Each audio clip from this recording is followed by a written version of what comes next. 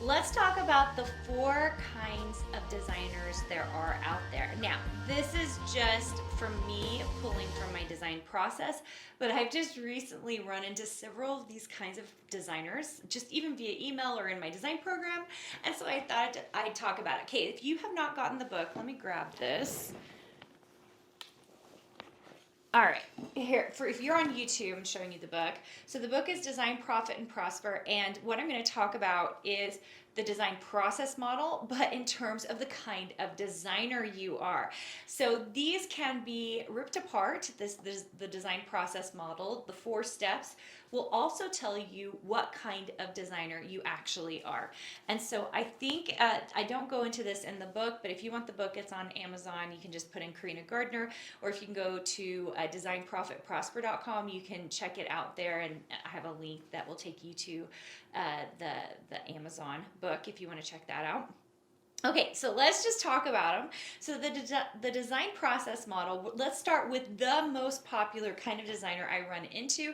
It's the designer that, I mean, I would say 80% of designers are actually this. And this is how you got into design, and there's nothing wrong with it. It's very, very exciting to me. I love working with idea people. So ideation is the first step in the design process model. Usually I call these the designer who's this a visionary. Okay, so if you're a visionary, if you're someone who has all the great ideas, you're thinking about all the amazing new products, like that's part of the reason you're here, because you are a creative soul.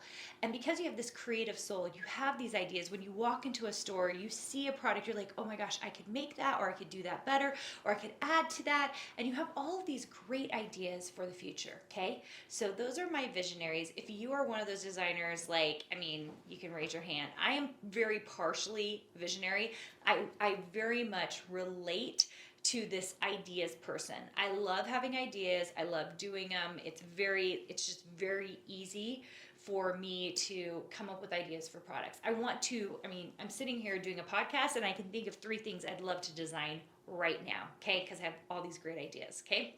So if you're a visionary, kind of like just put that in your back pockets, because you have a lot of weaknesses and strengths that help you out a lot, okay? The second one is the second phase of the design process model, which is the implementation phase. So we like to call you guys implementers. I was just talking to one of my designers who is a true implementer today.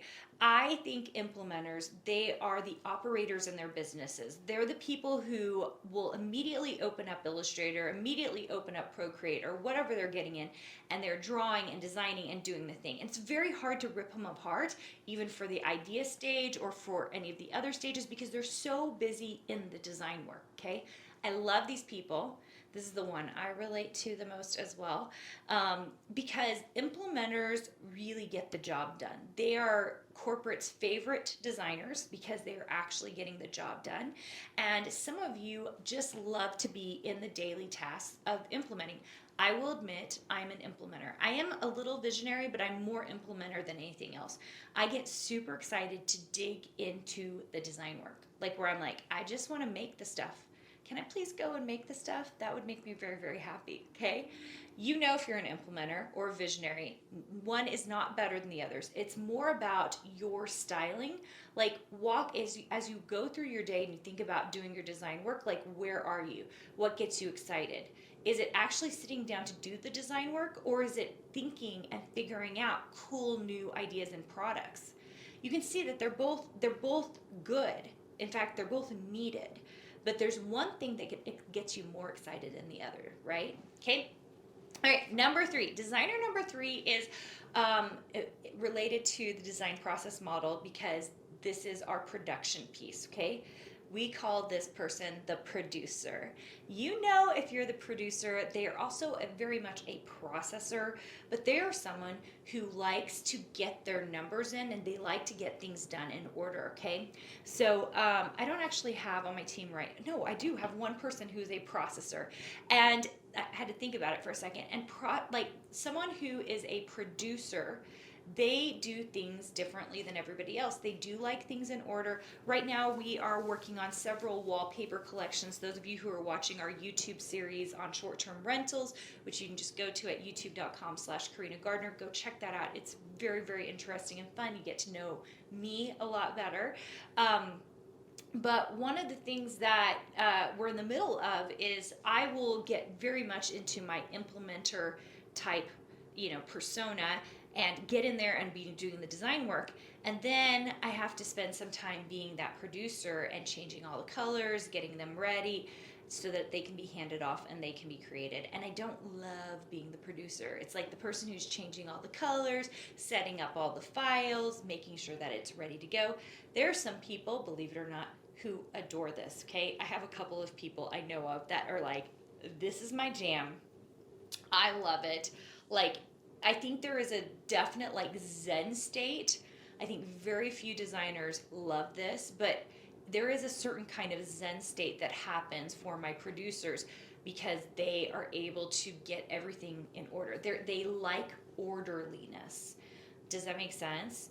So a producer likes orderliness. An implementer likes the task management. They like the operations of doing the thing. And the visionary very much loves just being able to robustly think about all of those ideas, okay? And figure out ways that they can come into fruition. All right, our last person, if you are following the design process model, is sales. This is our salesman, or saleswoman if you want to call them that, okay? This person is very focused on usually the analytics that are going on in the business, like your design numbers, how you're selling, what you're selling, okay? And they're the person who loves putting stuff up because they like the cha-ching. You guys know what I'm talking about. Those of you, especially on Etsy or any other kind of app where they cha-ching you when you make money, right? People love that, right? That's the salesperson. They live for that. All the other things in the process happen because they like that cha-ching so much more than anything else. That gets them going. That gets them really excited. I know very, very few designers who I know lots who love the cha-ching, but I know very few that feel like they are the salesman, that's why we emphasize what we do. And I talk about the things I do in design boot camps and design suite and definitely in the book, because most designers do not relate to the salesman.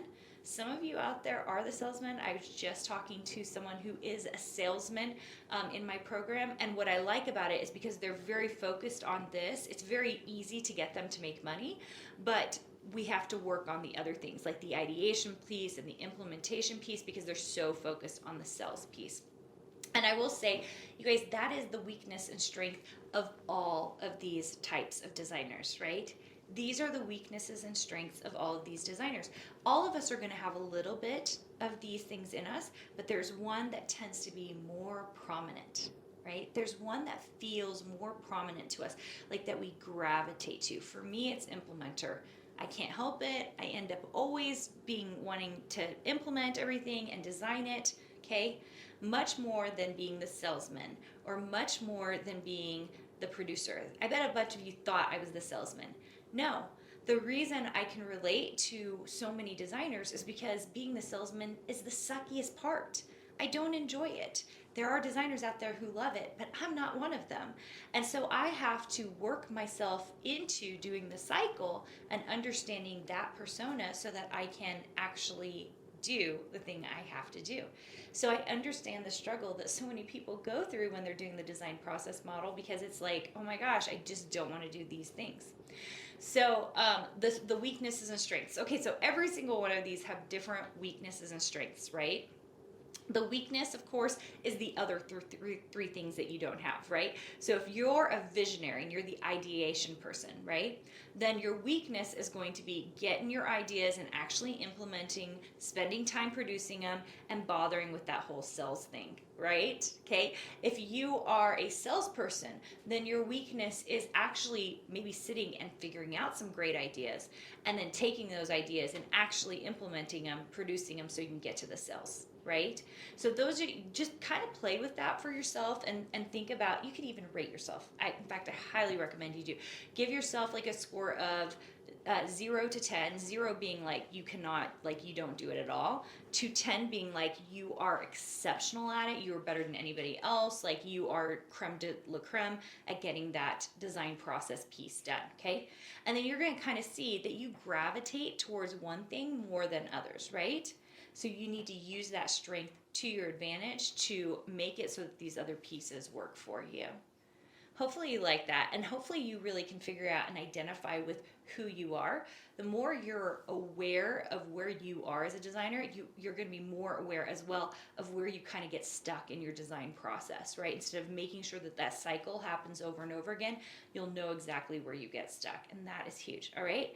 So what are you? Are you the visionary, the implementer, the producer, the salesman?